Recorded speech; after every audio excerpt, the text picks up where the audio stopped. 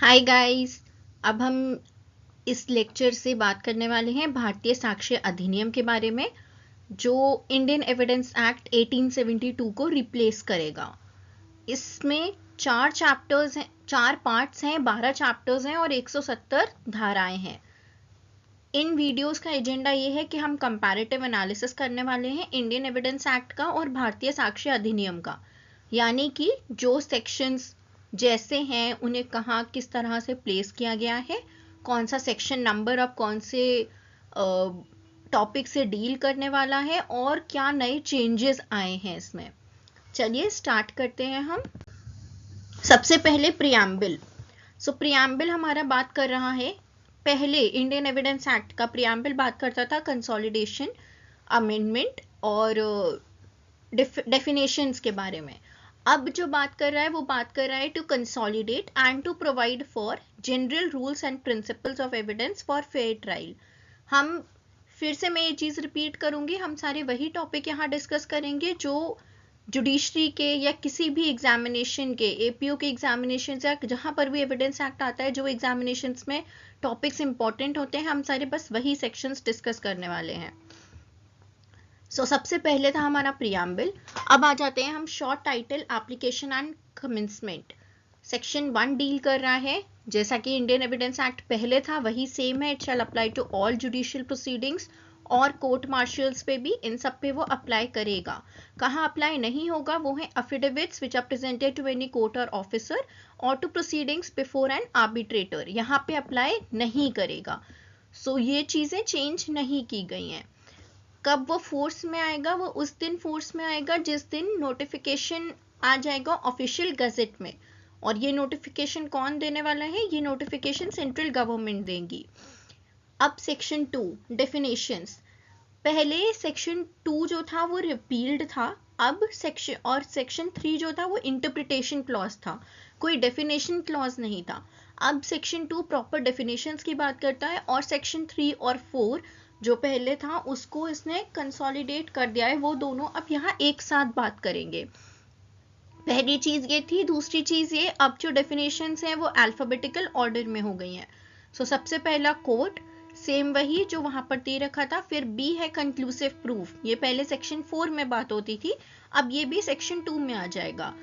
C is disproved, D is document. Document की definition, इन सब की डेफिनेशन सेम है इसलिए मैंने यहाँ कॉपी नहीं करी है। डॉक्यूमेंट में थोड़ा सा चेंज हुआ है, वो ये है कि अब यहाँ पे इलेक्ट्रॉनिक रिकॉर्ड्स के साथ साथ डिजिटल रिकॉर्ड्स भी आ गए हैं। ठीक, illustration 6 is the new illustration जो यहाँ पे ऐड किया गया है, जो बात कर रहा है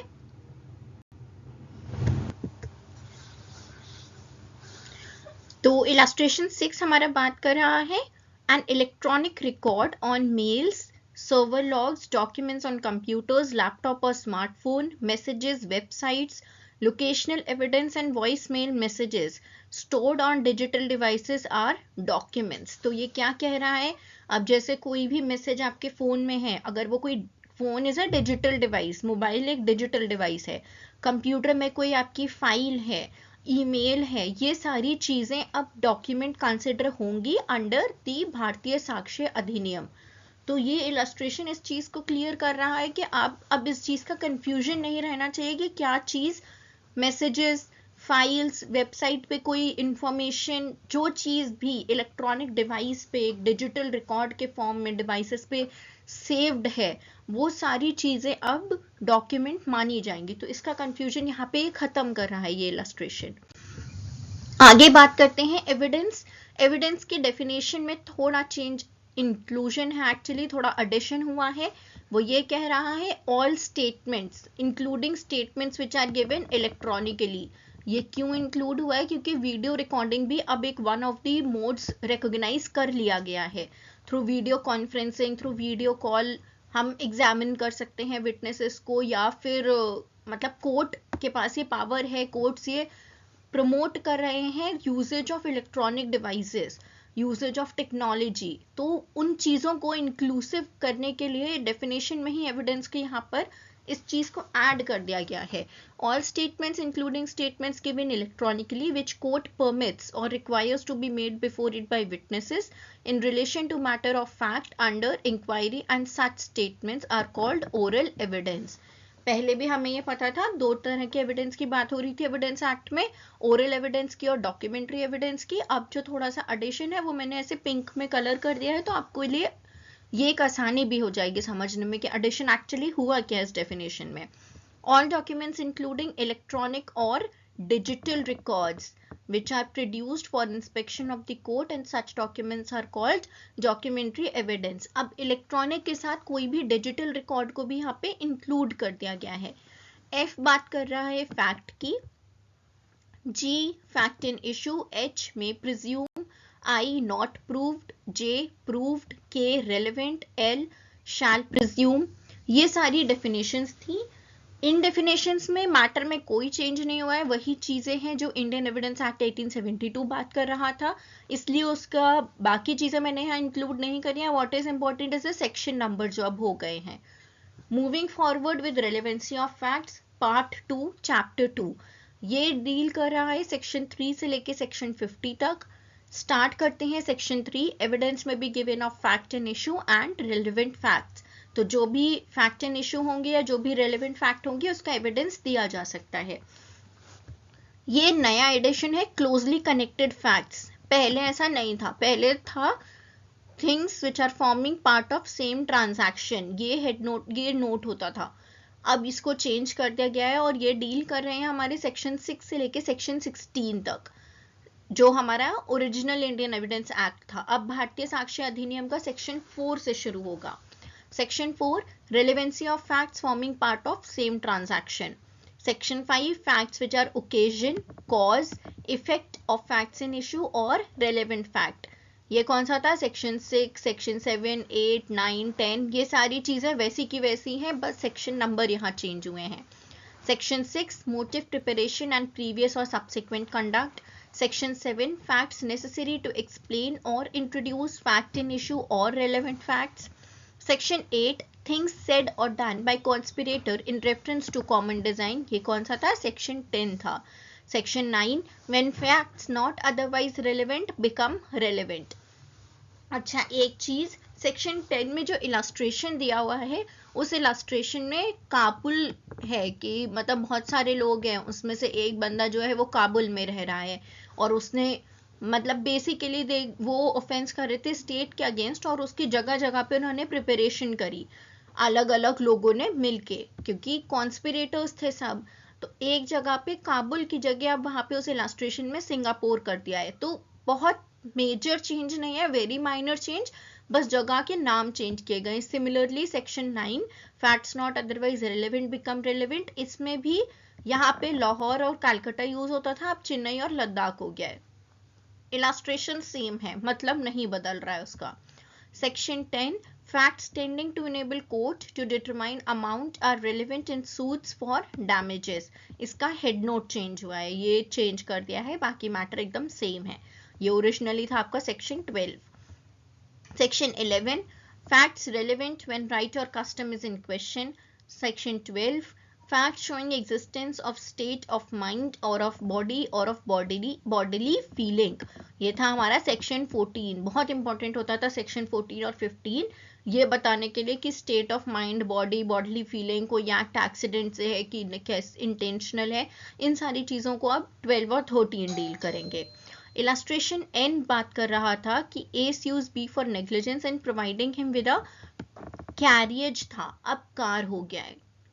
डिफरेंस आप समझ रहे हो, 1872 में कैरियज यूज होते थे, अब कार उसको रिप्लेस कर दिया है। So not a very major change, बहुत स्लाइट चेंजेस हुए हैं स्टार्टिंग पार्ट में भारतीय साक्ष्य अधिनियम। एडमिशंस, अब ये चीज थी हमारी जो सेक्शन 17 से स्टार्ट हो रही थी और सेक्शन 31 तक चल रही थी, एडमिशंस एंड कन्फेशंस। अब ये शुरू हो रहा है सेक्शन 15 से। एडमिशन सेम है जो वहां पे डिफाइन किया गया था।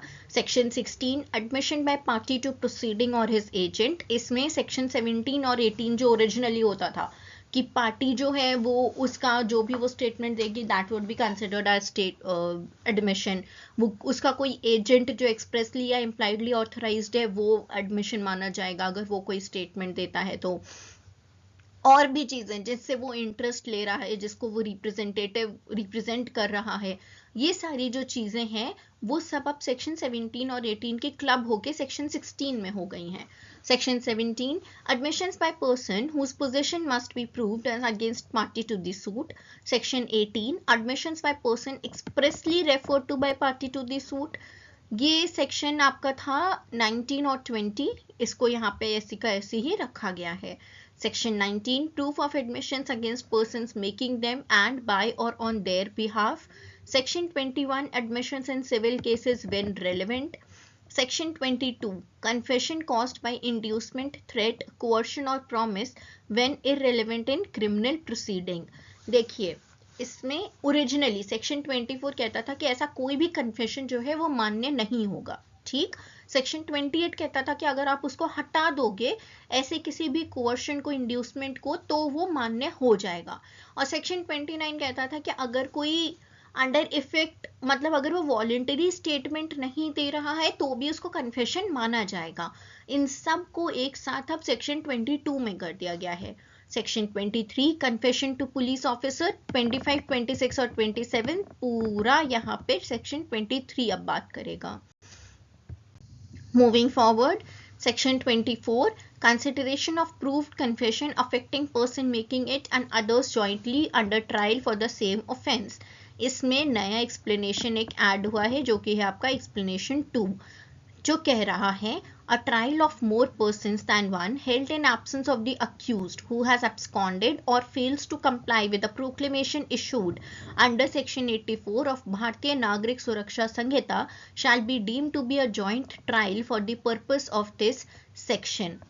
यानी कि अगर कोई भगौड़ा हो गया है, प्रोक्लेम्ड ऑफेंडर हो गया है सेक्शन 84 के अंदर और उसका किसी और के साथ ट्रायल चल रहा था, तो उसको भी जॉइंट ट्रायल माना जाएगा, उसका भी जो है जॉइंट ट्रायल कंसिडर किया जाएगा सेक्शन 24 के पर्पस के लिए, ठीक है। Section 25, admissions not conclusive proof but may estop, ठीक। अब आ जाते हैं डाइंग डिक्लेरेशन, बहुत फेमस सेक्शन 32 जो कि अब सेक्शन 26 हो गया है। Statement by persons who can not be called as witnesses. Section 26, cases in which statement of relevant fact by person who is dead or cannot be found etc. is relevant. As it is section 32 है, जो चीजें जो भी provisions उसमें थे वही की वही यहाँ पर retain किए गए हैं। The question is whether a ship, यहाँ पर भी बस यहाँ इस illustration में थोड़ा सा change आया है, वो है places का नाम change हुआ है यहाँ पे। Section 27, relevancy of certain evidence for proving in subsequent proceeding truth of facts therein stated. ये section 32 और 33 हमारा जरूरी होता है जो कि अब 26 और 27 हो गया है। आगे बढ़ते हैं, statements made under special circumstances.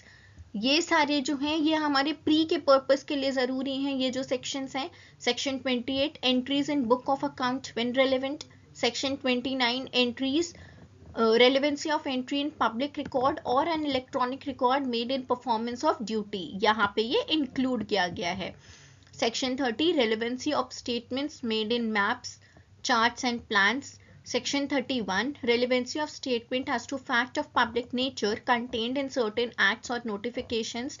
When court has to form an opinion as to existence of any fact of a public nature, any statement of it made in recital contained in any central act, state act or central government or state government notification जो कि official gazette में या किसी printed paper पे है या फिर electronic और डिजिटल फॉर्म में है, purporting to be such gazette is a relevant fact. तो बहुत जरूरी चेंज जो भारतीय साक्ष्य अधिनियम लेकर आया है वो ये है कि वो अब टेक्नोलॉजी को रिकॉग्नाइज कर रहा है एविडेंस में, इलेक्ट्रॉनिक फॉर्म में, डिजिटल फॉर्म में, कोई भी अगर एविडेंस है तो उसको रिकॉग्नाइज कर रहा है, उस डॉक्यूमेंट को रिकॉग्नाइज कर रहा है।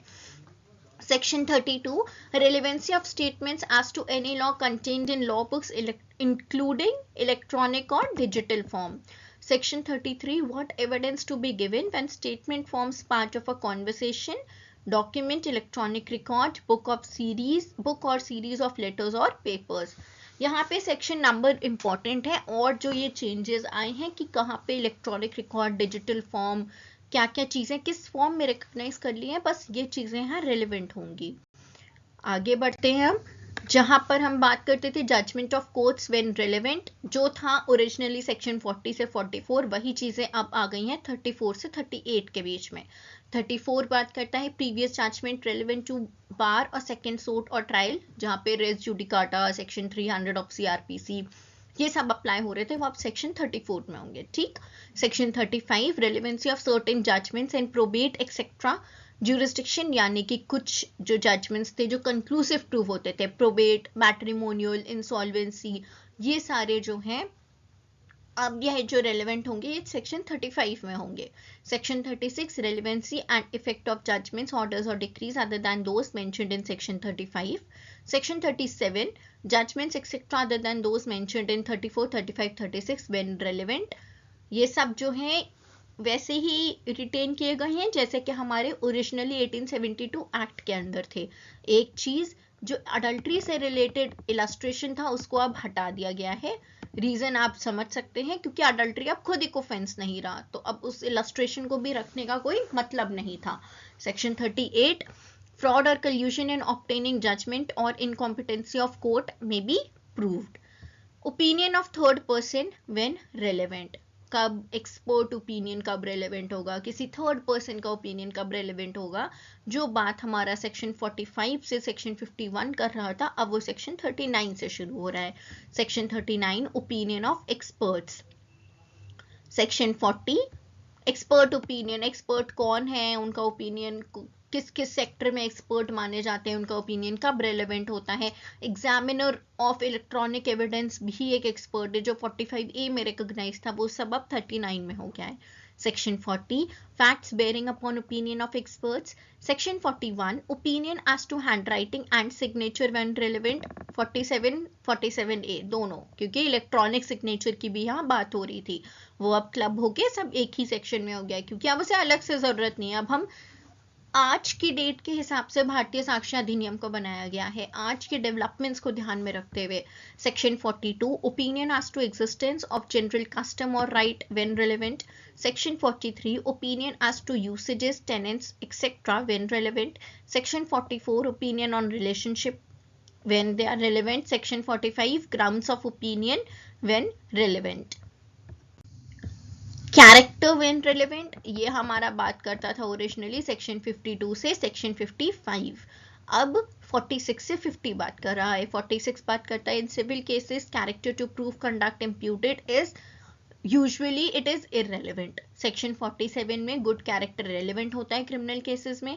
सेक्शन 48 अगर कोई ऐसा एविडेंस है जो किसी प्रीवियस सेक्सुअल एक्सपीरियंस का या कैरेक्टर का बात कर रहा है and it is related to some sexual offence, ये एविडेंस किसी उसमें दिया जा रहा है, तो वो रिलेवेंट नहीं होगा। ये बात सेक्शन 48 कह रहा है। Section 49 previous bad character not relevant except in reply, usually criminal cases में प्रीवियस बैड कैरेक्टर नहीं रेलेवेंट माना जाएगा। Section 50 character as affecting damages, अगर कोई कैरेक्टर है जो कि डैमेजेस के अमाउंट को इफेक्ट कर रहा है सिविल केसेस में, then it should be taken into consideration. एक चीज है, दूसरा कैरेक्टर क्या है, जनरल इम्प्यूटेशन है, जो एक सोसाइटी में आपकी है स्टैंडिंग है, वो सब कैरेक्टर की डेफिनेशन वो आपकी सेक्शन 50 में दे रखी है। इसके साथ ये वाली जो आपका वीडियो है ये खत्म होता है। प्रोबेबली 2 वीडियोस और होंगे एविडेंस एक्ट पे, डिपेंडिंग अपॉन क्या नए और चेंजेस आए हैं। ठीक है, आई थिंक आप लोग को आई होप अच्छा लग रहा हो ये। और भी अगर कोई चेंजेस आपको सजेस्ट करने हैं तो आप फ्री टू डू सो, आप कर सकते हैं।